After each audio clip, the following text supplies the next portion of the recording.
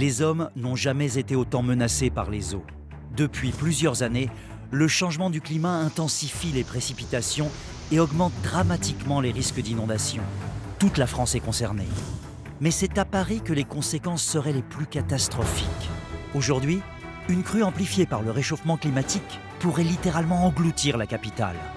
La crue, c'est la crise à la fois la plus complète et la plus complexe à gérer, car elle va toucher des centaines de milliers, voire des millions de franciliens. On est vraiment là sur des enjeux qui dépassent tout ce qu'on a pu connaître sur le territoire national depuis la Seconde Guerre mondiale. Car Paris a déjà connu une crue majeure en 1910. Elle avait paralysé la capitale durant plusieurs mois. Face au risque persistant de cette montée des eaux dévastatrice, les acteurs de terrain sont en alerte permanente. Il va falloir probablement fermer le périphérique. Ça va être la course contre la montre.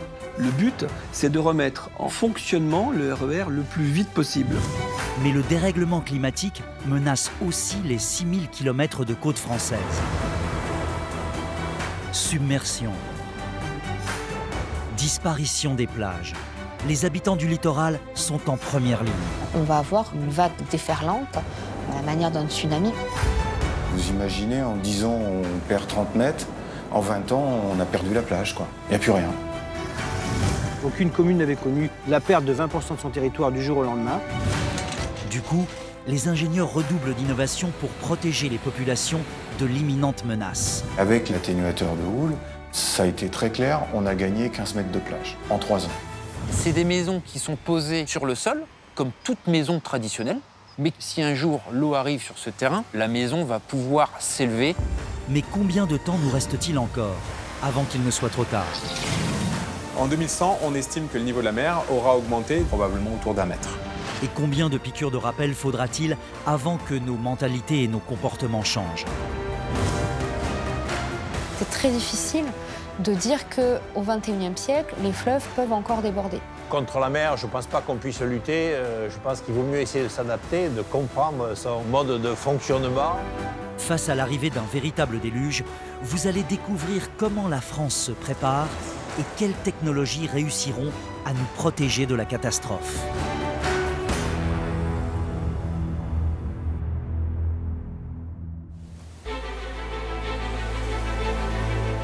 Toute la France est menacée par les inondations. Mais le site le plus vulnérable, c'est l'Île-de-France, la première mégalopole française, un gigantesque centre urbain où vivent 12 millions de personnes. L'Île-de-France, c'est 2% du territoire, mais 20% de la population française, 28% de l'activité économique. Donc tout ce qui touche Paris a forcément un impact plus important que nulle part ailleurs en France. Sur ce territoire ultra-dense, le risque numéro 1, c'est une crue de la Seine. Les répercussions seraient phénoménales. En la matière, la référence reste la crue de 1910. On sait qu'une crue de type de celle de 1910 toucherait environ 400 000 foyers, c'est-à-dire 800 000 personnes qui auraient en Île-de-France les pieds dans l'eau. Environ 1 500 000 privés d'électricité et 1 300 000 privés d'eau potable. Une crue aux conséquences inégalées, et notamment à cause de l'ampleur des dégâts. L'inondation va en fait créer une panne généralisée. Et cette panne généralisée va peu à peu paralyser la vie quotidienne et la vie économique. On sera aujourd'hui à 30 milliards d'euros de dommages à 48 heures. On est vraiment là sur des enjeux qui dépassent tout ce qu'on a pu connaître en réalité sur le territoire national depuis la Seconde Guerre mondiale. Le problème de Paris, c'est qu'entre les carrières, les égouts et les transports en commun qui ont été construits, le sous-sol est devenu un vrai gruyère. Et l'eau s'y propage à la vitesse d'un TGV. On a construit des tas de tuyaux et de canalisations pour accueillir aussi bien nos réseaux d'égouts, d'évacuation des eaux pluviales, que les transports en commun, les gaines d'électricité. Autre caractéristique du territoire, avant le développement de Paris, la Seine occupait une surface beaucoup plus grande. Résultat, quand l'eau monte aujourd'hui, ses anciens affluents grossissent. Sous Paris, vous avez de l'eau en permanence, en gros depuis la gare de l'Est jusqu'à la gare Montparnasse, qui fait que même si aujourd'hui tout a été remblayé, les connexions hydrauliques se font dès que la Seine remonte, elle alimente cette nappe. En se propageant dans les sous-sols, l'eau neutralise instantanément toutes les installations qui s'y trouvent. On ne sait pas faire fonctionner l'électricité quand il y a de l'eau. Et à partir du moment où l'électricité s'interrompt, eh bien vous avez tous les autres réseaux, réseau de transport, réseau de chauffage urbain, réseau d'assainissement, d'eau potable, qui finissent par s'arrêter progressivement. Or, dans notre quotidien, nous dépendons plus que jamais de la technologie. Aujourd'hui, on n'habite pas là où on travaille, on ne travaille pas là où on consomme, on ne consomme pas là où on va se détendre. Juste un exemple, le quartier de la Défense n'est pas situé en zone inondable. Mais comme pour y aller, il faut des métros, des RER ou des routes qui sont inondées, ça veut dire que le quartier de la Défense va dysfonctionner simplement parce qu'on ne pourra pas s'y rendre. Si la capitale est un goulet d'étranglement, la Seine, elle, s'étend sur plus de 200 km. Avec ses affluents, la Marne, l'Yonne et l'Aube, elles forment en Île-de-France un réseau hydraulique dense. Le danger, c'est qu'on a énormément construit au bord de ces fleuves, et notamment en zone inondable. On a un étalement urbain qui s'est propagé et on a privilégié les bords de fleuves parce que d'abord c'était pratique puisqu'on y avait installé des voies de communication et puis parce que c'est très agréable d'avoir une vue sur un cours d'eau. Donc on a densément occupé les zones inondables. Aujourd'hui, les limageurs de la Seine et de la Marne à Paris et dans les 3 départements de la Petite Couronne sont urbanisés à 95%. Il faut donc rester constamment en alerte, d'autant qu'il est très difficile d'anticiper. Si les crues de la Seine sont plutôt lentes, permettant de voir les inondations arriver, certains affluents sont plus imprévisibles. On a un petit problème sur ce bassin, c'est qu'on a aussi des fleuves qui, eux, sont juste en amont de Paris, qui sont beaucoup plus courts et beaucoup plus pentus, en particulier l'Yonne, où là, en fait, il suffit d'un orage localisé qui reste un peu longtemps sur ces cours d'eau pour que l'on monte très vite. Si l'Yonne est en crue, 48 heures plus tard, c'est dans Paris que ça déborde. Et face à cette menace, l'Île-de-France est fragile. En janvier 1910, des pluies torrentielles s'abattent sur la région parisienne. Les nappes phréatiques sont saturées et les sols gelés n'absorbent plus. Le niveau de la Seine se met alors dangereusement à monter. On est juste après l'exposition universelle. Paris, c'est la ville lumière. On est en plein milieu de la Belle Époque. Donc voilà, c'est l'archétype de la modernité. Donc les Parisiens sont persuadés qu'entre l'électricité, le gaz de ville, le téléphone qui arrive dans les maisons, l'air comprimé qui fait fonctionner les ascenseurs, on est dans une ville moderne. Ça ne peut pas arriver. Ils sont à l'abri. Peu à peu, les seuils d'alerte sont atteints, puis dépassés. Jusqu'à la hauteur record de 8,62 mètres. Pour la première fois, le zouave du pont de l'Alma est utilisé comme repère du niveau du fleuve. Il l'est toujours aujourd'hui. En 1910, il a de l'eau jusqu'aux épaules. La Seine sort de son lit.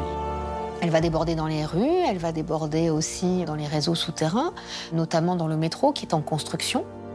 Il faut imaginer, donc Paris s'est transformé en une sorte de Venise, sauf que l'eau, elle sent mauvais, c'est pas très propre. Et donc peu à peu, en fait, la vie s'arrête.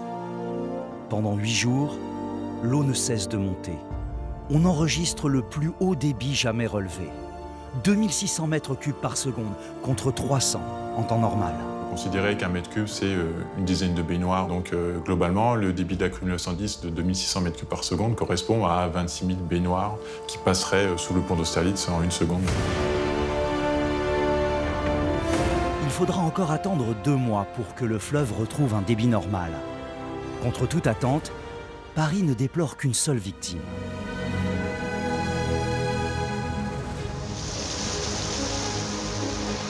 Aujourd'hui, les experts du climat sont très inquiets. Selon eux, l'intensité et la fréquence des précipitations a augmenté au cours des dernières années en Europe. Une progression qui serait directement liée au réchauffement climatique. Pour 1 degré, par exemple, de réchauffement, c'est 7%, 10% de précipitations en plus. Donc si on se projette sur des réchauffements de 2 à 4 degrés d'ici la fin du XXIe siècle, ça fournit quand même des précipitations qui sont plus importantes. On va avoir probablement des épisodes plus intenses et plus violents, mais plus rares. Ainsi, en juin 2016 et janvier 2018, la capitale est frappée par 2 nouvelles crues d'une violence exceptionnelle.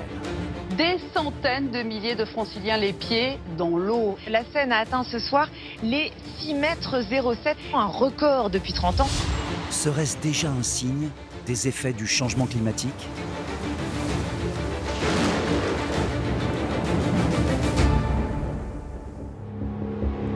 Face à cette menace imminente, la capitale doit rester constamment en alerte.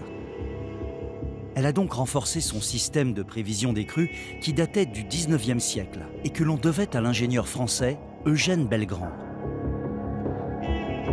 Il a fait installer des sondes un peu partout sur le bassin qui lui permettaient d'annoncer à Paris les niveaux qu'il y aurait. En janvier 1910, ils ont été capables d'annoncer à 24 heures près les niveaux qu'il y aurait le lendemain avec une marge d'erreur de 20 à 30 cm. Ce qui pour l'époque est quand même une prouesse assez énorme.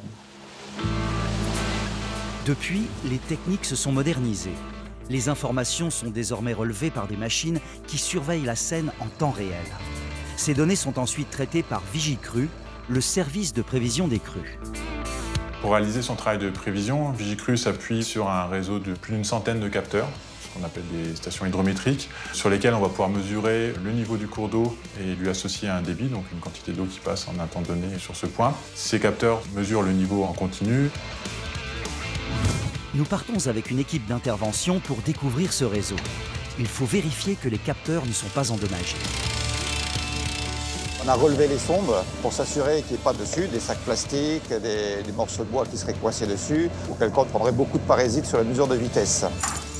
Les mesures enregistrées sont transmises automatiquement à la cellule centrale à Paris. Ici, les experts les analysent et y ajoutent les prévisions pluviométriques fournies par Météo France. La pluie n'est pas encore tombée, mais les prévisions que nous donne Météo France, on est en mesure d'en déduire qu'on va sur des crues plus ou moins importantes. Toutes ces informations collectées en temps réel permettent de publier 2 bulletins par jour, à destination de la population, mais aussi à l'attention des pouvoirs publics.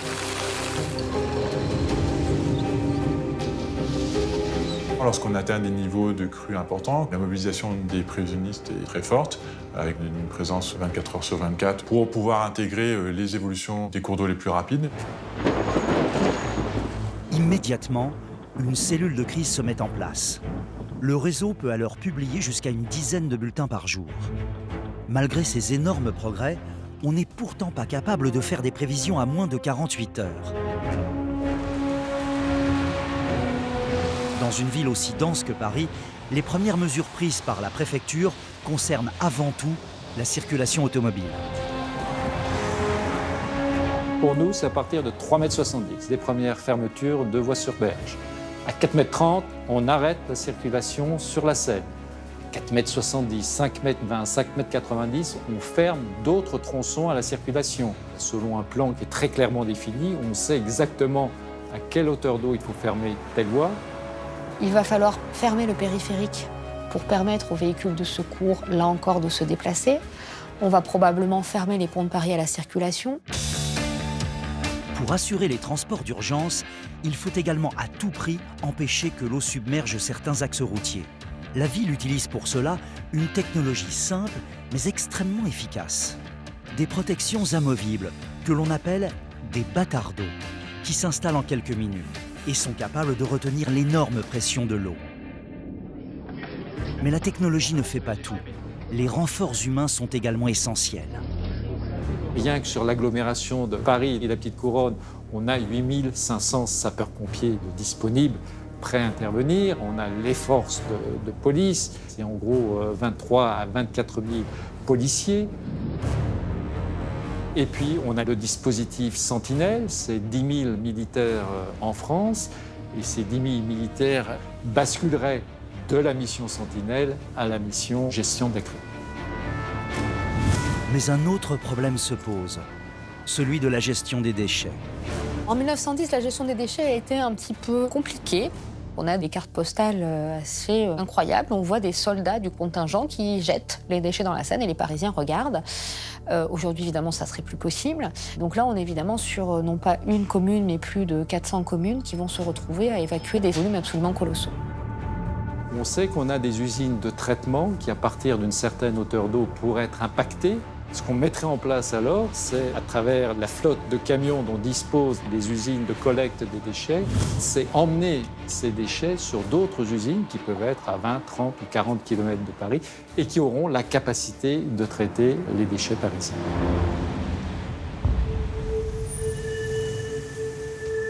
Concernant l'électricité, c'est à partir de 6,50 m qu'EDF commence les premières coupures. Grâce à la technologie actuelle, ces mises hors tension sont faciles et très ciblées. Pourtant, en cas de crue similaire à celle de 1910, un quart des foyers parisiens seraient touchés. Des groupes électrogènes seront alors indispensables. Ces groupes électrogènes, ils vont être destinés en priorité aux services de secours, aux hôpitaux, aux maisons de retraite, à tous les endroits qui ont besoin à un moment donné d'électricité, non pas tant pour durer pendant toute la période de la crue, mais simplement pour permettre l'évacuation. Parce que être autonome pendant 48-72 heures en électricité, ça permet de mener à bien une évacuation et de ne pas la faire dans l'urgence. Si un hôpital n'a plus de courant, il ne peut plus fonctionner. À Paris, l'eau monte par le sous-sol. Or, c'est précisément là que se trouve la technologie qui permet à la capitale de fonctionner. Dans ces galeries souterraines, plus de 20 lignes de transport en commun sont entrelacées. Grâce à de nouvelles techniques, des ingénieurs savent aujourd'hui comment les protéger de la montée des eaux. À l'époque de la crue de 1910, le réseau tout récent ne comptait que 5 lignes. Et pourtant, le métro avait été fortement impacté par l'arrivée de la Seine. C'était une époque de développement du réseau, donc il y avait énormément de chantiers en cours. Il y avait une 60aine de kilomètres de réseau qui fonctionnaient et une 20aine de kilomètres qui étaient en cours de construction. Donc ils ont essayé dans les tunnels de faire quelques barrages de fortune, avec des sacs de ciment, des sacs de sable par exemple. Mais la plupart d'entre eux ont cédé et 50% du réseau a été inondé à l'époque. Aujourd'hui, le nombre de lignes a été multiplié par 3 et le réseau compte 320 km. Si les équipements se sont modernisés, ils sont aussi plus sensibles à l'eau. Il n'y avait pas, par exemple, d'information voyageurs, il y avait un éclairage très sommaire et des cadences également beaucoup moindres. Donc la réouverture, finalement, n'a pas pris beaucoup de temps. Il a fallu à peu près 3 à 4 mois pour remettre en service la circulation des trains. Évidemment, c'est quelque chose qui n'est absolument pas transposable aujourd'hui. En clair, une situation similaire tournerait au cauchemar pour les 7 millions de voyageurs qui empruntent le métro chaque jour. Heureusement, la RATP prépare la parade. L'objectif est de venir obturer l'ensemble des ouvertures des points d'entrée d'eau potentiels qui sont situés dans les zones inondables. Et ces points d'entrée d'eau, ça peut être par exemple un escalier, un escalator ou un ascenseur, ou des accès plus techniques comme des grilles de ventilation ou des trappes. Nous en avons identifié plus de 450 situés dans les zones inondables. Afin de stocker le matériel nécessaire pour protéger les 140 km de réseaux situés en zone inondable, la RATP a réquisitionné 4 entrepôts en Île-de-France. 250 bétonnières, plus de 50 000 parpaings et 1000 tonnes de mortier ont été achetés. Le tout acheminable en 24 heures en fonction des prévisions de Vigicru. Lorsque la cote de 6 mètres est annoncée, nous prévoyons de déclencher la livraison des matériaux sur les sites situés dans les zones inondables. Lorsqu'une cote est annoncée au-delà de 7 mètres, nous devons engager le montage des premières protections au niveau de nos stations. Pour être opérationnels, les agents RATP sont régulièrement formés et ils participent une fois par an à un exercice d'entraînement. Toutes ces mesures pour empêcher que le réseau soit submergé. Nous savons que si jamais il devait être inondé, il faudrait plusieurs années pour le remettre en état et en tout cas retrouver un niveau d'exploitation nominal. À titre d'exemple, on peut voir que New York, qui a subi une inondation conséquente en 2012, est toujours aujourd'hui en train de faire des travaux de réparation de ces tunnels. La SNCF est confrontée aux mêmes difficultés. Avec une caractéristique supplémentaire, les tunnels du RERC sont mitoyens avec la Seine. Et voici ce qui se passe en cas de crue. L'eau exerce une énorme pression sur les parois. Le RERC, c'est la ligne de RER qui a le plus de gares dans Paris. Elle voit passer chaque jour 540 000 voyageurs. Et ces voyageurs longent la Seine sur toute sa longueur, pratiquement sur toute la traversée de Paris. À chaque crue importante, le RERC est fermé aux utilisateurs, parfois pendant plusieurs semaines. Trafic en partie interrompu sur la ligne C du RER. Et pour ne pas que le tunnel cède sous la pression de l'eau, la SNCF avait jusqu'alors une étonnante pratique. Jusqu'à il y a 2-3 ans, la stratégie, c'est il faut qu'on inonde le RER quand la Seine monte pour qu'il y ait autant d'eau d'un côté que de l'autre de mes parois de tunnel pour éviter que la paroi risque de soit de se déverser, soit que mon tunnel soit soulevé par la pression de l'eau. Ce procédé, que l'on appelle ennoiement, était très efficace. Mais il présentait un gros inconvénient. Les réparations post-crues étaient longues et coûteuses. Depuis 20 ans, la SNCF s'est lancée dans des travaux titanesques. On arrête les trains pendant pratiquement 1 mois et demi à l'été. Et puis, qu'est-ce que l'on fait? On prend notre tunnel et on le cloue dans le sol parisien. Alors avec une technique qui s'appelle le jet grouting. La première étape consiste à percer au travers de la voie des trous de 3 mètres de large sur 6 mètres de profondeur. Puis, on y injecte du béton. On pique en fait le sol et tout au fond du sol, on injecte du béton et on remonte et hop là, on a fait une colonne de béton. Et cette colonne se solidarise à l'ouvrage, le rend beaucoup plus costaud. Le jet grouting crée un sol bétonné, ultra résistant, dans lequel s'amarre le tunnel. Grâce à cette technique, plus besoin d'inonder le RERC en cas de crue. Pourtant, l'eau pourrait encore pénétrer dans le tunnel, cette fois par les baies d'aération.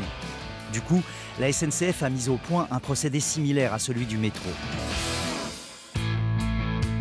Entre 4,50 m et 6 mètres, on est dans la crise. On va commencer à fermer les baies d'aération qui longent le RER côté Seine, et en particulier celles qui sont les plus basses.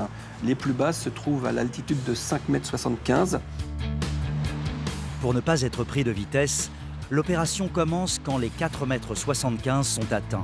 Et la manœuvre est particulièrement technique. On fait appel à une société de prestataires, des alpinistes, qui descendent en rappel avec des plaques métalliques qui sont très lourdes, qui sont encordées et qui viennent visser, river quasiment sur les ouvertures pour les rendre parfaitement étanches. Ces plaques étant construites aux dimensions des baies d'aération, les alpinistes n'ont plus qu'à assembler ce puzzle géant. Mais comme l'eau peut aussi s'infiltrer par le sol, un autre dispositif est prévu, cette fois des pompes à eau.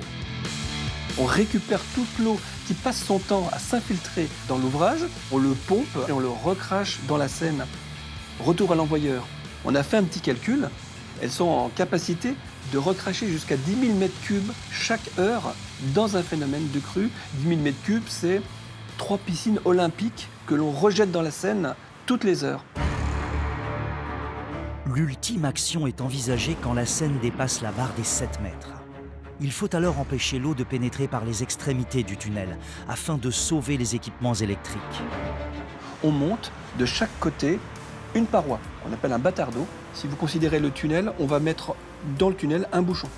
Il faut que nous démontions la voie ferrée qui est en dessous et la caténaire qui est au-dessus pour assurer la fermeture complète. C'est un gros chantier, un chantier qu'on réalise en 24 heures. Toutes ces mesures permettent de limiter les dégâts en cas de crue centenale et ainsi d'aborder plus sereinement le retour à la normale. Il y a 10 ans, une crue centenale aurait bloqué le RER pour au moins 3 mois après la décrue. Aujourd'hui, avec les investissements que nous avons réalisés, on parie sur 15 jours maximum pour redémarrer toute l'exploitation ferroviaire dans Paris après un phénomène de crue centenale. Mais ces plans d'action pourraient ne pas suffire face à une crue d'une ampleur exceptionnelle.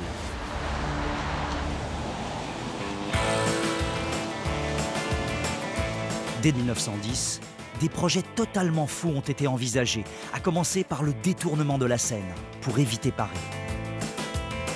La Première Guerre mondiale a stoppé net cette idée. Mais les arches des ponts qui ralentissaient l'écoulement ont été surélevées et les quais de Seine rehaussés. Et pour que le fleuve s'écoule encore plus vite dans Paris, une autre solution a été envisagée. Le lit a été creusé à la sortie de Paris, là aussi pour améliorer la pente, pour accélérer les écoulements et limiter la hauteur d'eau à débit égal. Des toboggans naturels pour permettre à la Seine de s'écouler plus vite en cas de crue. Hélas, cela n'empêche pas Paris d'être à nouveau inondé en 1924. On décide alors de changer d'approche. Les ingénieurs de l'époque se sont dit Il serait compliqué de mettre à l'abri Paris des inondations par les moyens, on va dire, classiques, digues, etc., et qu'il fallait trouver d'autres solutions. Après la crue de 1924, un programme d'1 milliard de mètres cubes de stockage a été décidé. Entre 1949 et 1990, 4 grands lacs réservoirs sont creusés en amont de la capitale. Avec le même objectif, absorber une partie du débit des fleuves et rivières d'Île-de-France. On a trouvé des cuvettes imperméables, on a construit des digues autour. Et depuis le cours naturel de la Seine, de la Marne et de l'Aube, on a créé ce qu'on appelle un canal d'alimentation qui prélève une partie du débit dans la Seine, qui l'emmène dans cette cuvette, qui la stocke et qui la restitue via un autre ouvrage plus en aval. Ces 4 réservoirs peuvent stocker 830 millions de mètres cubes d'eau, ce qui permettrait, en cas de crue centenale, de faire considérablement baisser le niveau de la Seine à Paris. Les simulations montrent que pour une crue similaire à janvier 1910, si elle se déroule de la même façon à la même période de l'année, au moment où les lacs sont vides, eh bien on peut enlever de l'ordre de 60 à 70 cm sur la ligne d'eau à Paris. Et lors des crues de 2016 et 2018, les réservoirs ont une nouvelle fois prouvé leur efficacité. En janvier 2018, ils ont permis de faire baisser le niveau de la Seine de 70 à 80 cm. Ça a été très important parce que ce gain a permis d'éviter les inondations, notamment du RERC. Il a permis d'éviter des interruptions d'électricité, d'eau potable et d'assainissement. Le secret de ces rétentions d'eau, c'est qu'elles se remplissent en hiver, au gré des précipitations, et conservent leur eau jusqu'en été. Ainsi, elles peuvent réalimenter les fleuves lorsqu'ils sont asséchés. Le problème, c'est qu'avec le changement du climat, l'efficacité des bassins est menacée. En cause, l'existence probable de crues en été. On risque d'avoir des phénomènes de crues qui vont glisser un petit peu dans le temps. À quelques semaines près, les barrages seront pleins, donc ils ne pourront plus jouer leur rôle. L'autre ennui, c'est que la capacité totale de rétention des lacs ne suffira pas en cas de crue très importante. Il est donc prévu de construire un 5e réservoir à la confluence entre la Seine et l'Yonne. Stocker de l'eau ici pourrait ralentir le débit de la Seine afin de laisser passer le flux de l'Yonne.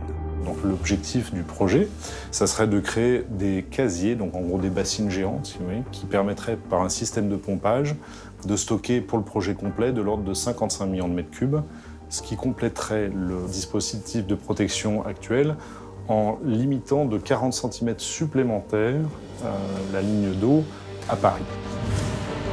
Ces 40 cm supplémentaires permettraient de rester en dessous du seuil des 7 mètres et de limiter, entre autres, l'inondation des transports en commun parisiens. Au cours du siècle dernier, la vulnérabilité de l'Île-de-France s'est dangereusement accrue. Pourtant, aujourd'hui, malgré une urbanisation galopante, les experts sont plutôt confiants. On est bien préparés, les acteurs sont bien préparés, pris séparément. Et même si on a encore des progrès à faire, on est de mieux en mieux préparés collectivement.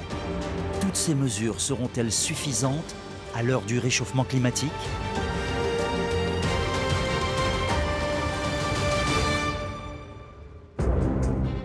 Car il y a en France un fleuve encore plus menaçant que la Seine.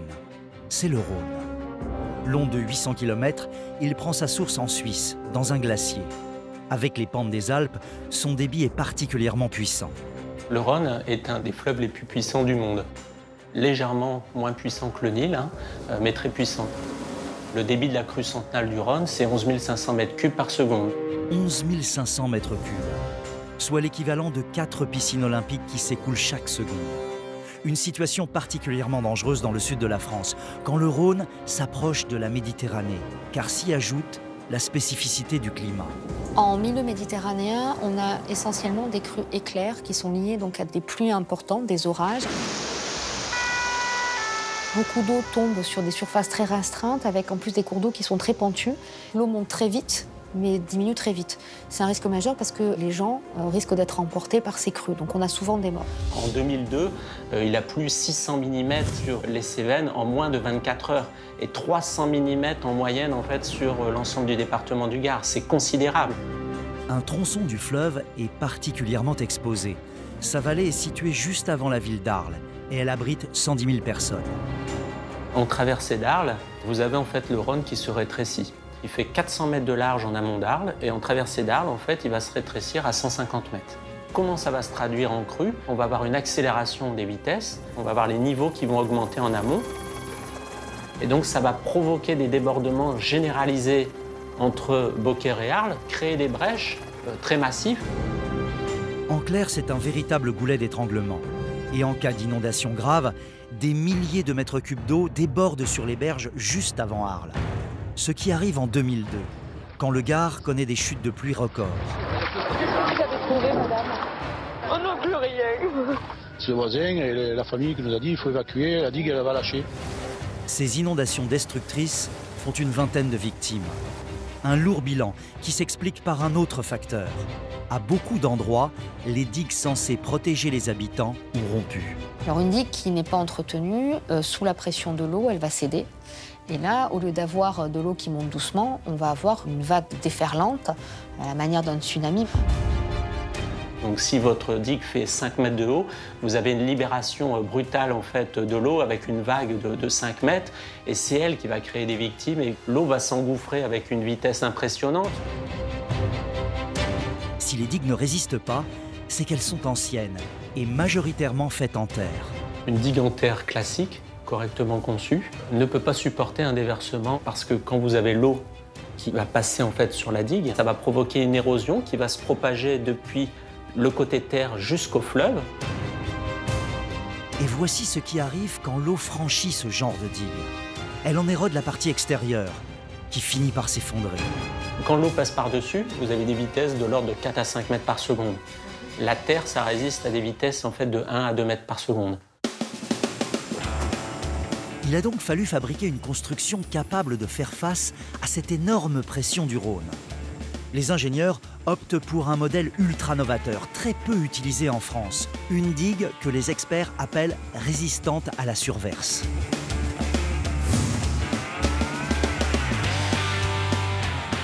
On va mettre en fait une carapace, c'est des enrochements, mais qu'on va en fait liaisonner au béton.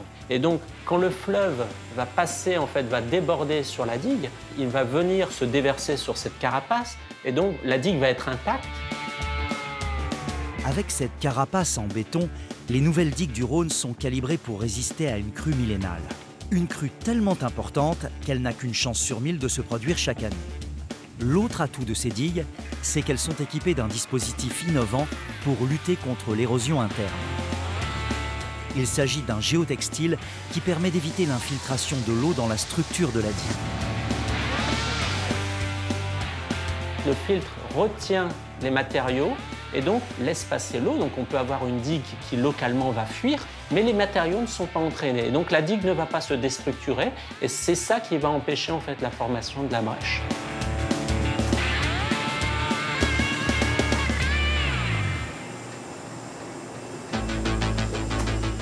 Même si tous ces systèmes à la pointe de l'ingénierie tentent de mieux nous protéger contre les crues, il faut nous rendre à l'évidence. En France, une commune sur 2 est exposée au risque inondation. Et le réchauffement climatique menace de faire encore progresser l'étendue de ces zones fragiles. Or, il est techniquement très compliqué de déplacer toutes ces villes.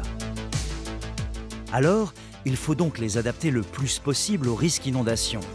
Le problème, c'est que la majorité des sols sont bétonnés. On va avoir des débordements, soit parce que l'eau va directement dans le fleuve au lieu d'être absorbée par les sols, soit parce que les réseaux d'évacuation de ces eaux pluviales ne sont pas assez importants pour absorber la quantité d'eau. Dans les deux cas, on va avoir des débordements. Certains ingénieurs ont donc développé des revêtements absorbants. Des sols capables à la fois de supporter le poids de véhicules de plusieurs tonnes et d'absorber les eaux de pluie. Contrairement à ce que l'on pourrait penser, ces sols absorbants sont eux aussi en béton. Donc je verse de l'eau sur un béton poreux et je verse également de l'eau sur un béton classique. Le béton classique est un béton qui est étanche. Preuve en est, on réalise des réservoirs d'eau en béton classique, on réalise des réseaux d'assainissement avec des tuyaux qui sont étanches, mais on peut formuler le béton, c'est-à-dire jouer sur la taille des granulats qu'on va utiliser pour créer une structure qui a des pores qui sont connectés entre elles. Donc on va créer un béton à travers lequel l'eau va pouvoir s'infiltrer, va pouvoir passer.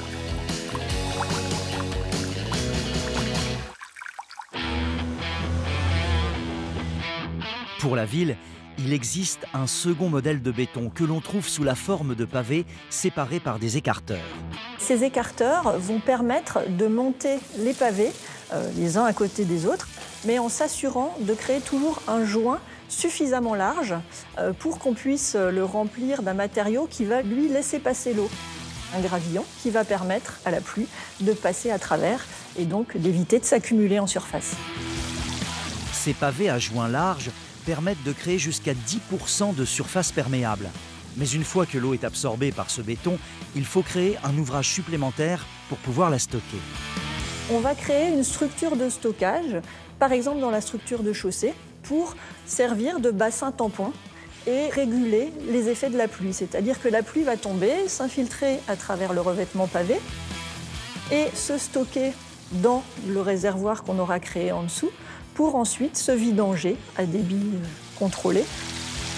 Pour éviter que ces réservoirs souterrains affaiblissent la résistance du revêtement, des ingénieurs français ont inventé un système capable à la fois de stocker l'eau et de supporter plusieurs tonnes de pression. Les cylindres hydrociles. C'est des produits préfabriqués qui sont des cylindres creux qui font 8 cm de haut, 8 cm de diamètre et qui ont des parois de 2 cm d'épaisseur, qui sont mis en œuvre en vrac et qui vont avoir deux rôles. Le premier, c'est à la fois de stocker l'eau, puisque en utilisant cette technique, on a 60% de vide. Ça veut dire que lorsqu'on met en œuvre 1 mètre cube de cet hydrocyle, on peut stocker 600 litres d'eau. Et puis le deuxième intérêt, c'est qu'on est sur un produit en béton qui a été conçu pour aussi avoir une résistance mécanique équivalente à ce qu'on utilise classiquement lorsqu'on fait des structures de chaussée. Résultat, l'eau qui pénètre dans le sol est absorbée en temps réel, à la vitesse incroyable de 1 mètre par seconde. Ce qui permet d'absorber vraiment très rapidement les événements pluvieux et d'éviter que l'eau ne s'accumule en surface et ne crée une lame d'eau, une flaque, avec tous les risques qu'on peut avoir derrière, par exemple en termes d'aquaplaning pour les usagers de la route. Ces bétons innovants et faciles à installer répondent parfaitement à l'augmentation des précipitations pluvieuses. L'inconvénient, c'est que ces technologies sont encore toutes récentes et donc peu utilisées. Aujourd'hui, on limite plutôt leurs utilisations sur des zones à circulation faible à modérée, des zones 30, des parkings, des allées, des pistes cyclables. Mais on est en train aujourd'hui d'acquérir de la donnée, du retour d'expérience pour pouvoir élargir davantage l'utilisation de ces solutions à des zones de circulation plus intenses. En attendant de retrouver ces bétons révolutionnaires dans les 19 000 communes françaises menacées par les eaux, beaucoup de nouveaux aménagements sont sortis de terre pour limiter les risques. Aujourd'hui, beaucoup de projets urbanistiques visent à désimperméabiliser les surfaces, soit en créant des toitures végétalisées, soit par exemple aujourd'hui on voit beaucoup les lignes de tramway avec du gazon ou de la pelouse sur la ligne. En région parisienne, on a des exemples de placettes qui ont été volontairement aménagées pour être inondables. Donc on sait très bien que pour certains événements pluvieux, elles vont être en eau. On a également d'exemples d'enceintes sportives, des stades, des petites zones de jeu qui sont là aussi inondables.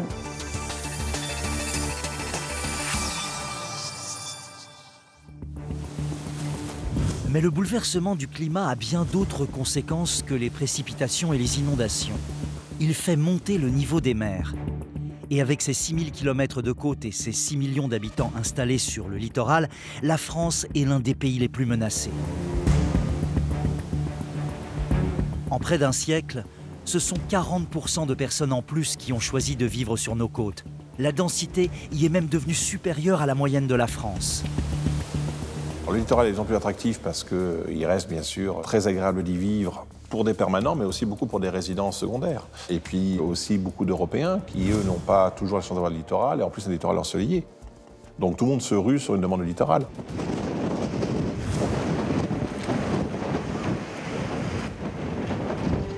Le risque le plus important pour ces populations littorales, c'est la submersion marine. Un brusque débordement des mers dans les terres, capable de tout emporter sur son passage. Toujours à cause du réchauffement climatique, les experts pronostiquent l'augmentation de ce phénomène destructeur.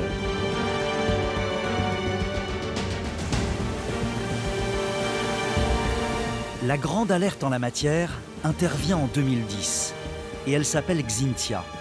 Dans la nuit du 27 au 28 février, une redoutable tempête s'abat sur l'ouest de l'Europe. On a eu malheureusement la conjonction des multiples facteurs pour cette tempête avec de très forts coefficients de marée. On était autour de 100 en termes de coefficients de marée. Et on avait bien sûr des houles très importantes, des vagues également très importantes. Et on a eu concomitance entre le passage du cœur de la perturbation, les vents les plus forts et les vives eaux. Les énormes vagues de Xynthia causent de nombreuses submersions sur la côte atlantique. L'eau s'infiltre loin dans les terres et les conséquences sont terribles. La commune la plus touchée, c'est la Faute-sur-Mer. Une presqu'île vendéenne enclavée entre l'océan Atlantique et le fleuve le Lay. La mer va monter au-dessus de la côte de la digue, le long de l'estuaire du Lay. Et à ce moment-là, la submersion va être très élevée. C'est-à-dire qu'on est entre minuit et 3 heures du matin. D'un seul coup, c'est sur 450 mètres que ça rentre à l'intérieur du territoire. On a beaucoup d'entrées d'eau avec l'eau qui monte très rapidement. Il fait nuit, l'eau est à 9-10 degrés. En quelques minutes à peine, les vagues s'engouffrent partout dans les maisons. La hauteur d'eau atteint parfois jusqu'à 2 mètres. Les habitants endormis sont pris au piège. On a une tradition vendéenne de la maison basse, donc d'une maison sans étage, qui fait que les gens sont coincés chez eux, ils n'ont pas la possibilité de sortir. Les volets roulants ne fonctionnent plus, donc on ne peut même plus actionner les volets roulants pour pouvoir ouvrir les fenêtres. Moi, mon arrière-grand-mère, elle disait toujours « Ne fermez jamais tous les volets, c'est toujours un volet ouvert à l'arrière ». Et effectivement, pour Cynthia, j'avais laissé le volet arrière de la chambre arrière ouverte. Et donc, je me suis fait réveiller à 3h30 comme tout le monde avec l'eau. C'était une rare violence, en fait. Et on est effectivement sortis, bien content d'avoir laissé le volet ouvert. Bon, tant qu'on n'a pas vécu, on ne sait pas ce que c'est que de l'eau qui arrive, de l'eau très froide, être dans le noir, perdre ses repères, avoir ses enfants qui sont en train d'essayer de nager au milieu du lit, etc. C'est compliqué. Au petit matin, les secours s'organisent pour retrouver les premières victimes. Le bilan est très lourd. 29 morts, rien qu'à la Faute-sur-Mer. Mais après la tempête, c'est une autre urgence. Il faut impérativement rehausser la digue qui a été submergée.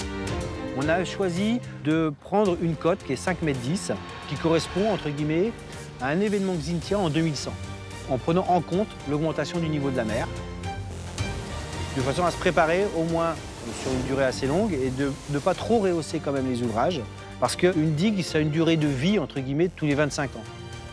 Dans 25 ans, la connaissance qu'on aura sur l'évolution climatique, sur l'augmentation du niveau de la mer, fait qu'on réinterviendra sur ces ouvrages et on réinterviendra peut-être pour les remonter de 10 cm, mais peut-être de 50 cm.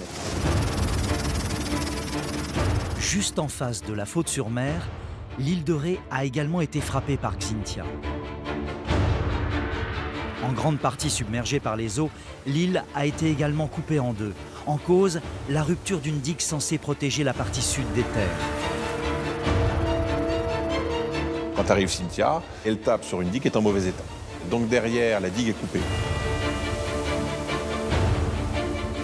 Pour éviter que cela ne se reproduise, on construit une nouvelle digue dotée de toutes les dernières technologies de lutte contre la mer. 4 ans de travaux et 10 000 m3 de béton sont nécessaires pour réaliser ce mastodonte. Sa particularité, une forme moderne de chasse-mer censée repousser les vagues les plus dangereuses. Si vous mettez une digue droite, elle va frapper, elle va passer. Si vous faites un retour de vague, la vague va un peu s'enrouler. Elle s'enroule et du coup, elle repart aussitôt dans l'océan. Et pour les vagues les plus hautes, qui réussiraient quand même à passer par-dessus, un système est installé.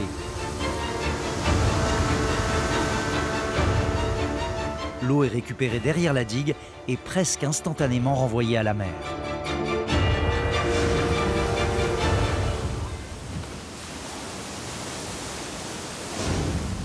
Dans le sud de l'île, la tâche est plus complexe. Il faut réussir à protéger la ville de la flotte en raie. C'est dans ce port historiquement bas que l'on déplore les 2 victimes retrouvées mortes après le passage de Xynthia. Quand vous avez un port en contrebas de la mer, si jamais la mer passe, ce qui est arrivé avec Xynthia, la mer s'engouffre à une vitesse phénoménale, rentre dans les rues. En plus, comme ce sont des rues avec de l'enrobé ou du pavage, etc., elle s'accélère. Donc le principe a été de dire, c'est au niveau de l'entrée du port qu'il faut défendre. Très bien. Qu'est-ce qu'on fait? Il faut quand même que les bateaux, c'est un port, rentrent. Donc le principe était de dire, on va faire une porte coulissante. L'énorme porte coulissante de la flotte est unique en France. 7 mètres de haut pour 14 mètres de long, avec un poids de 45 tonnes. Ce colosse est calibré pour arrêter des vagues de la hauteur de Xynthia, amplifiées par la montée des eaux. Tout l'intérêt, c'est ce côté coulissant. C'est-à-dire que c'est un port qui est quand même extrêmement vaseux. Le côté coulissant évite, si vous voulez, des portes à battants qui auraient pu avoir des difficultés à se mettre en place. Là, on peut fermer très rapidement à la moindre alerte. Une fois par mois, un test est justement organisé pour éviter l'envasement. On vérifie que la fermeture s'effectuera correctement en cas de nouvelle submersion. Toutes les vannes sont fermées, on va pouvoir lancer l'ouverture de la porte. C'est parti.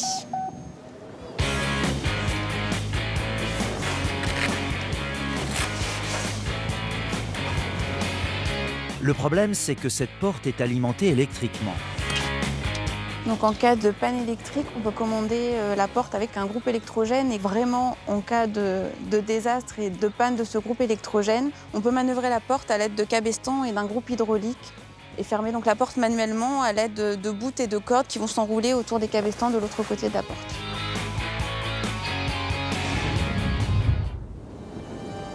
Presque 10 ans après l'avertissement de Xynthia, la côte atlantique a choisi d'élever des digues toujours plus hautes, toujours plus puissantes, pour protéger ses habitants. Mais cela sera-t-il suffisant? Une fois qu'on sait qu'un territoire est à risque, il y a 2 solutions. Soit on quitte le territoire, on va habiter ailleurs, soit on reste sur le territoire et on s'y prépare. La décision qui a été prise, c'est de défendre. Le repli stratégique de 18 000 permanents dans une île est impossible. Si vous reculez dans une île, a priori, vous finissez à la mer. Donc on n'a pas de zone de repli. La génération qui arrivera derrière, la génération 2030-2040, nos enfants certainement, devront prendre une seconde décision. Est-ce qu'à ce moment-là, le réchauffement climatique sera tel que c'est plus défendable? Le risque zéro n'existe pas. Et puis Xynthia, c'est peut-être rien par rapport à un autre événement climatique qui pourrait être bien supérieur. Alors que certains commencent à imaginer un changement de stratégie, la majorité continue de faire le choix de se battre contre la mer. Et les ingénieurs rivalisent d'imagination avec des digues d'un genre nouveau, aux performances décuplées.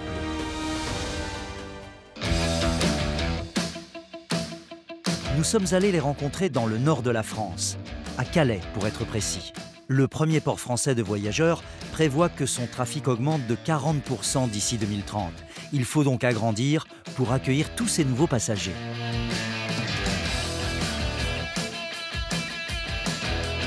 Il faut créer un nouveau bassin. Ce bassin, il faut le protéger des houles et des tempêtes. Calais est exposé aux houles à la fois venant du nord et de l'ouest, d'où la nécessité de créer une digue. Donc une digue de plus de 3 km de long qui viendra enserrer le nouveau bassin, donc gagner du terrain sur la mer. Pour cela, la solution choisie s'appuie sur une technologie de pointe utilisée dans le monde entier. Un barrage d'énormes blocs en forme de X, justement appelé X-block. Donc le but, c'est de faire exactement l'inverse d'un mur, c'est-à-dire de faire une surface la moins lisse possible et la plus hétérogène possible, avec des creux, des bosses, de manière à ce que la houle vienne se casser dessus et la vague vient mourir en fait contre l'X-block, alors que si elle se heurtait à une surface lisse, au contraire, ça lui servirait de rampe et elle pourrait passer par-dessus la ligne. D'où le fait que les X-blocs ont cette forme un peu particulière, avec des nez, des oreilles, et qu'on essaie de les poser de manière à constituer la surface la moins régulière possible. Une fois déposés, les X-blocs laissent des espaces dans lesquels l'eau s'infiltre et dissipe son énergie. La future digue doit s'étendre sur 3 km de long. Pour assurer les besoins de ce chantier hors norme, l'usine de fabrication a carrément été implantée sur le site. Nous avons besoin sur le chantier d'à peu près 15 500 X-blocs, d'une gamme qui va de 10 à 30 tonnes, c'est-à-dire de 4 à 12 mètres cubes. Et nous avons fait le choix de les fabriquer dans une usine quasiment intégralement automatisée, et qui permet de sortir à peu près 40 blocs de 4 mètres cubes par jour et une trentaine de blocs de taille plus grande.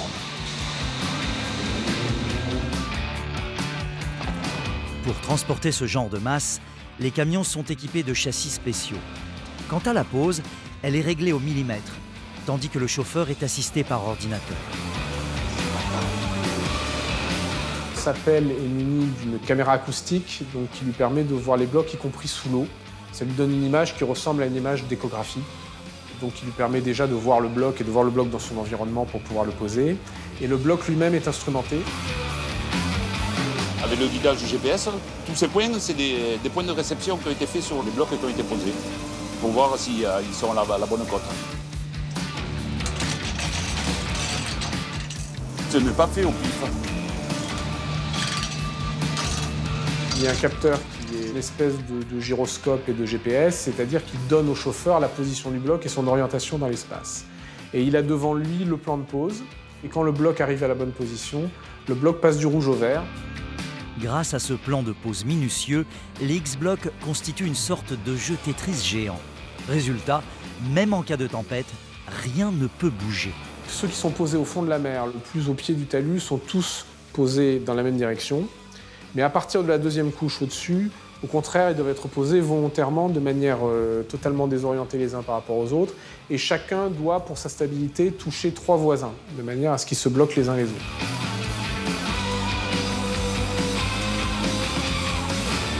La nouvelle digue de Calais est ainsi conçue pour résister à une houle centenale. Sa hauteur prend même en compte l'élévation du niveau de la mer. Calais a ses redoutables X-Blocs, la côte atlantique ses immenses digues en chasse-mer. Partout en France, on se prépare, car les estimations des scientifiques sur la montée du niveau des océans font froid dans le dos. Depuis une vingtaine d'années, ces spécialistes développent, grâce aux satellites, une technique qui permet de surveiller les mers de façon toujours plus précise. Le principe est simple. On embarque à bord d'un satellite un émetteur radar. Cet émetteur radar émet une onde qui va venir se réfléchir sur la surface de la mer. On calcule le temps que cette onde met pour faire le trajet aller-retour entre le radar et la surface de la mer. Ceci nous donne la distance entre le satellite et la surface de la mer. Grâce à cette expérience et à ces connaissances accumulées, il n'y a plus de doute. L'eau monte de plus en plus vite. Ces satellites nous indiquent depuis les années 90 une hausse du niveau de la mer de l'ordre de 3 à 3,5 mm par an. C'est à peu près 2 fois plus rapide que ce que l'on a observé sur le XXe siècle. Rien qu'en France, le niveau des océans s'est élevé d'environ 20 cm au cours du siècle dernier, contre 6 cm en moyenne lors des siècles précédents. Et la situation risque encore d'empirer. Selon le scénario le plus optimiste, on aura une augmentation du niveau de la mer en 2100 de l'ordre de 30 cm. Et pour le scénario avec les plus fortes émissions de gaz à effet de serre, l'augmentation atteindra probablement autour d'1 mètre. Cela signifie qu'en France, dans les années à venir, toutes les terres situées à moins d'1 mètre des mers et des océans pourraient bien être submergées. Une véritable catastrophe pour nos côtes, qui sont déjà bien malmenées. Elles sont en effet victimes d'un autre phénomène naturel tout aussi dévastateur, l'érosion. Les vagues qui frappent la côte prélèvent petit à petit du sable en se retirant. C'est ce sable qui vient à manquer et fait disparaître les plages. Donc quand on était en période froide, il y a 18 000 ans, les fleuves transportaient beaucoup plus de sable ou de gravier à la côte. Et ça n'est plus le cas aujourd'hui. Donc aujourd'hui, on vit avec un stock qui n'est plus alimenté. Donc ça se traduit de 2 manières, par un recul du trait de côte, et la deuxième manière, c'est qu'il y a un abaissement généralisé des plages. Voilà comment se traduit cette érosion, et en moyenne, elle est de l'ordre de 1 à 3 mètres de recul par an, pris sur plusieurs décennies. Et on a fait des projections dans le futur, à 2025 et à 2050, pour voir où se situerait ce trait de côte.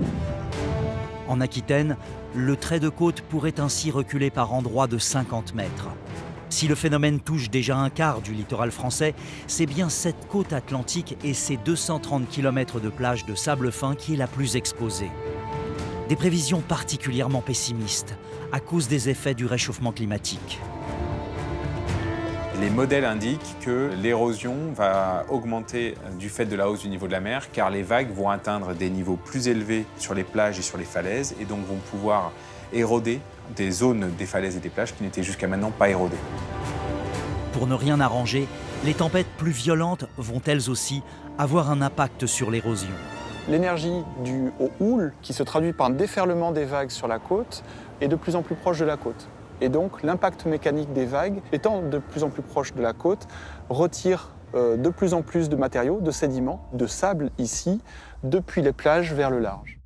Depuis une vingtaine d'années, les spécialistes de la côte aquitaine surveillent attentivement l'avancée du phénomène. Et lors de l'hiver 2013-2014, ce qu'ils observent dépasse leurs pires prévisions. Pendant presque 3 mois, des tempêtes d'une violence inouïe se succèdent sur la côte. L'ensemble du littoral perd entre 5 et 10 mètres de plage. Mais ce sont les villes balnéaires comme Lacanau ou Soulac-sur-Mer qui sont les plus touchées. Là-bas, le recul atteint jusqu'à 40 mètres. Certaines de ces tempêtes avaient une amplitude qui était relativement importante en termes d'énergie des vagues. Et en plus, certaines se sont produites évidemment pendant des périodes de fort coefficient de marée. Et ça a généré des érosions qui étaient très fortes.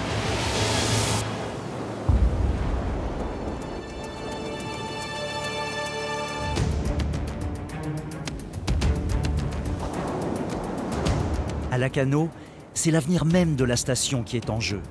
Après avoir connu un fort développement urbain et touristique dans les années 60-70, elle a désormais perdu presque toute sa plage. Aujourd'hui, à marée haute, il arrive parfois l'été qu'on ait l'eau dans les cailloux.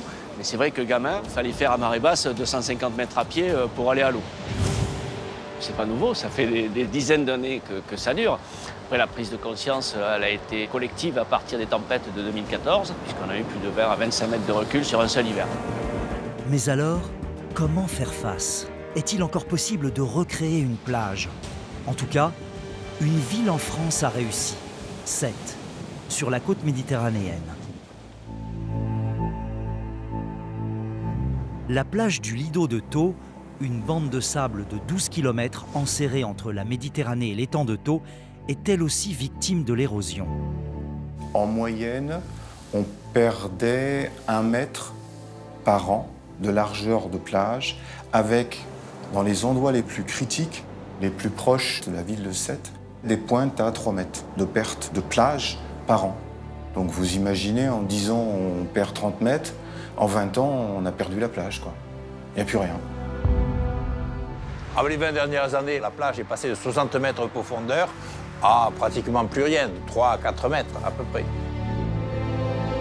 Ici, ce qui a aggravé l'érosion, c'est la présence d'une route, initialement construite en retrait du littoral. Mais à cause de la montée des eaux, la bande de bitume s'est retrouvée à quelques mètres de la mer, devenant ainsi un véritable obstacle pour les vagues. Car alors, elle n'était plus amortie par la plage. Quand la plage est suffisamment large, petit à petit, la vague vient s'étaler en perdant de son énergie sur la plage, parce qu'elle a de la place, et c'est la plage qui joue ce rôle d'atténuateur naturel de la houle. Là, ce que faisait la route, c'est que la route ne permettait pas à l'énergie de la vague de se dissiper, la vague repartait avec toute son énergie, et en même temps, elle creusait. Et elle emmenait du sable avec elle. En 2011, face au risque de disparition complète de la plage, toutes les communes avoisinantes se réunissent. Elles lancent la plus grande opération de sauvegarde en Méditerranée. La grande rupture, ça a été de dire, la mer gagne, la mer monte, il faut lui laisser de la place. C'est pas la peine de vouloir construire des digues, de vouloir construire des remparts contre la mer. C'est peine perdue. Elle gagnera de toute façon. Donc, laissons-lui la place. Et donc, on se recule. Et on a reculé de 100 mètres, une route, et toutes les installations avec. Donc le principe, il était tout d'abord de reconstituer une plage, redonner 60 mètres minimum de plage pour que les tempêtes puissent venir mourir sur la plage. Pour cela, il fallait déplacer la route contre la voie ferrée, ce qui a été fait.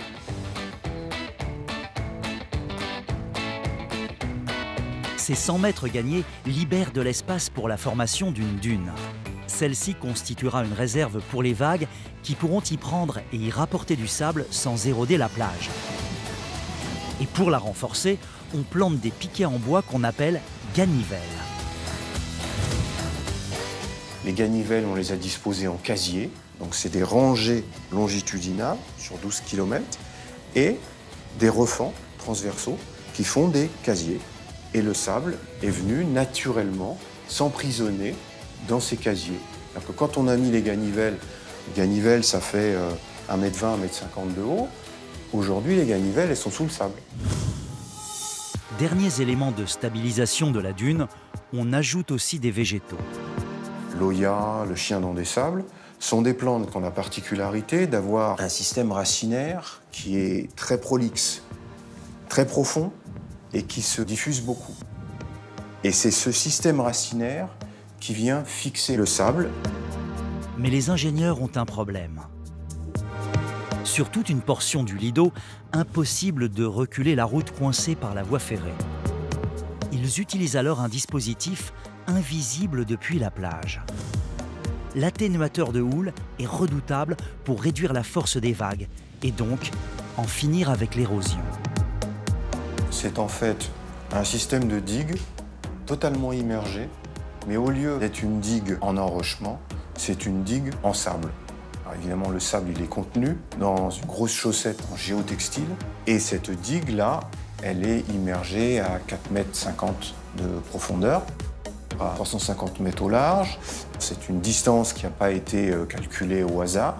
Elle a été déterminée pour faire en sorte que les vagues les plus impactantes se cassent à cet endroit-là avant d'arriver sur la plage. Ces systèmes immergés ont deux avantages. Ils cassent les vagues les plus fortes et ils empêchent le sable de repartir au large. Les effets ne se font pas attendre. En l'espace de quelques mois, on a commencé à regagner de la plage. Et aujourd'hui, on a gagné 15 mètres de plage, ce qui est beaucoup. C'est énorme. Avant, on perdait 3 mètres de plage. Là, en 3 ans, on en a gagné 5. On va plus vite, on gagne plus que l'érosion naturelle. En trouvant une solution adaptée à son territoire, le Lido de Thau a pris un peu d'avance sur la montée des eaux. Contre la mer, je ne pense pas qu'on puisse lutter. Je pense qu'il vaut mieux essayer de s'adapter, de travailler avec elle, de comprendre son mode de fonctionnement, plutôt que de faire comme il se faisait par le passé, des enrochements pour protéger la route. Il a été plus sage de la reculer et au contraire de laisser les vagues venir mourir gentiment sur la grève de Seine. On ne peut pas lutter contre les phénomènes naturels. L'érosion, la mer est plus forte que nous. L'érosion va continuer. L'élévation du niveau des mers, le réchauffement climatique, il est là, il est enclenché, ne pourra pas empêcher l'érosion de reprendre le cours des choses. On a simplement gagné du temps, ce qui est déjà pas si mal. À l'échelle des hommes, gagner 20 ans, c'est énorme. Si à 7, on estime avoir gagné 20 ans, si les digues de Calais sont prévues pour durer 100 ans, d'autres spécialistes pensent qu'il est indispensable de se tourner vers des solutions plus durables. Et les ingénieurs de cette société bretonne ont peut-être trouvé la solution. Depuis 6 ans, ils développent des modèles de maisons flottantes. Pour répondre au réchauffement climatique, elles sont dotées d'un système d'amarrage qui leur permet de s'adapter aux variations des fleuves et des rivières. Le système d'amarrage, c'est 2 bras en acier galvanisé, fixés d'une part à la maison et d'une part sur la terre. Et en cas de crue, en cas d'inondation, de tempête, etc., l'eau va monter et la maison va s'élever en même temps que l'eau. Et les bracons, donc les 2 bras qui maintiennent la maison, vont également suivre le niveau de l'eau et donc maintenir la maison même en cas d'inondation. Dans le futur, l'eau gagnera partout du terrain et les endroits jusqu'alors épargnés seront à leur tour envahis. Pour ces nouvelles zones à risque, les ingénieurs ont développé un autre concept, cette fois totalement inédit en France, une maison qui devient flottante à la demande. C'est des maisons qui sont posées sur le sol, comme toute maison traditionnelle, terrestre. Si un jour l'eau arrive sur ce terrain, la maison va pouvoir s'élever car elle est munie de flotteurs. La seule différence avec une maison flottante traditionnelle, c'est qu'on entoure les flotteurs d'une cage métallique pour éviter que les flotteurs s'écrasent sur le sol avec le poids de la maison. Pour l'instant, la législation française interdit d'installer des maisons flottantes dans les zones inondables. Mais dans un monde où les inondations seront fréquentes, l'habitat flottant sera peut-être la solution de demain. D'ailleurs, d'autres pays s'y sont déjà préparés. On le voit dans les pays du nord de l'Europe. Au lieu de protéger le territoire et de créer des digues et des barrières contre la nature, ils ont laissé entrer la nature sur leur territoire. Et donc, ce n'est pas le territoire qui a dû s'adapter à l'homme, mais c'est l'homme qui s'est adapté à son territoire.